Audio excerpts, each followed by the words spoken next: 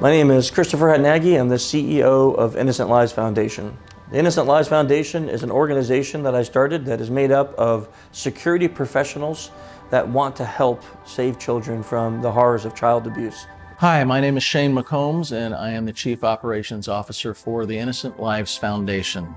The vision of the ILF is to protect innocent children from anyone who supplies and trades in child abuse material.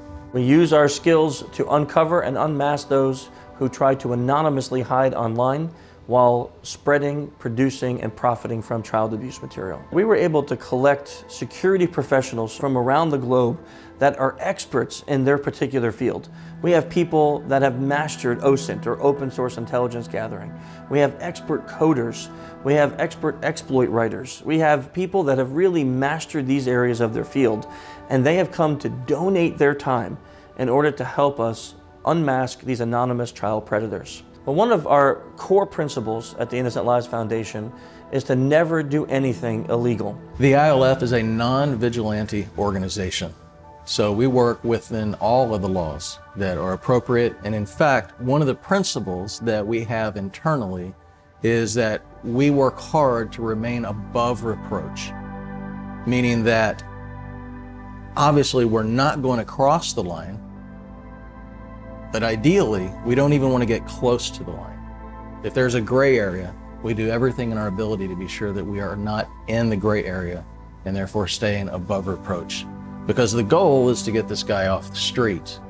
And what good will it do for us to unmask someone for him to just be turned out loose later because we didn't follow the rules? If we were to perform one illegal act while catching a predator, law enforcement would not be able to use the information that we hand over, which would make all of that work useless, and that person can walk free. Even worse than walking free, they now may be armed with information and become even a smarter predator. So as we do the work, we want to be able to give them a file. That file should contain the 10, 50, 100 steps that it took us to connect that online anonymous perpetrator with a real person. One of our core goals is to make sure that we produce a file that can walk any law enforcement agent through every step that we take legally so they come to the same conclusions that we do. Our main focus is being able to save law enforcement the hundreds of hours of time, all the time, effort, and energy that they would have had to put into that case in order to find that predator. When we do that, then we consider that a win, and we consider that a case that we can hand over. So the ILF has a couple methods where a case comes to our attention. First of all, we have a report a case button on our website. That section of the website can be used by law enforcement or even just by civilians that know of child abuse cases or child abuse material online. They can report it to us, and then we will work that case or hand it over to the appropriate law enforcement agency.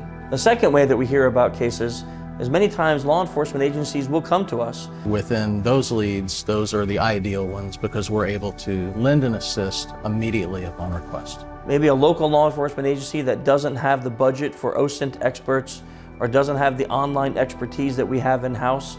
So they'll come to us and say, hey, we have this case, we're not a dead end, is there any way you can help us figure out X, Y, and Z? When we successfully get to work with a law enforcement agency, it makes us feel so good that we were able to help them accomplish their job. And from the work that we've done so far, we've gotten incredibly positive feedback from the law enforcement agencies that we've had a privilege of working with and helping them close those cases. But more often than not, we are able to find leads by going out and looking on the internet, seeing people already doing horrible things to kids. Those people are in the public, and therefore they may become an appropriate lead. We have a group of our volunteers that actually spend time looking at different forums where people try to hide child abuse material. When our volunteers find people that are uploading child abuse material, we make that username a case. And then we'll assign one of our crew that will then start to OSINT or look online at that open source intelligence at that username and see if they can connect that to a real life person. Of course, all of this work, even with donated time, costs some money.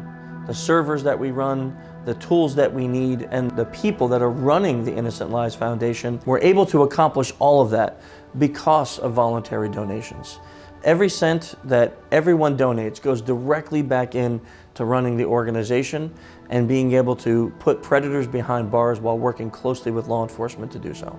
Donations are used to meet the needs of the technology that is used on the hunt, but it's also used to help protect our volunteers psychologically, to be sure that they're getting the wellness treatment that they need to help them stay balanced and emotionally fit so they can continue to do this incredible work. We have done so much more because people have donated. Our very first year that we started ILF, and we were so excited about this, we were able to close 9 cases. That means that we had 9 files that we were able to hand off to law enforcement where we were able to uncover and identify a child predator.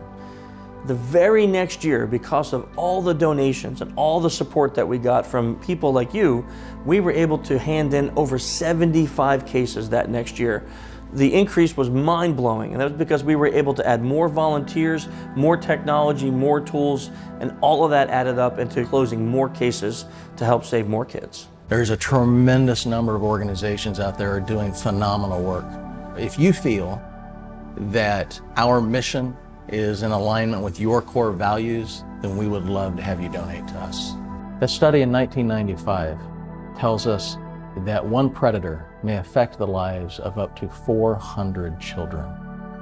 That means when the child predator you help to unmask is a serial predator, you may be helping to protect up to 400 children.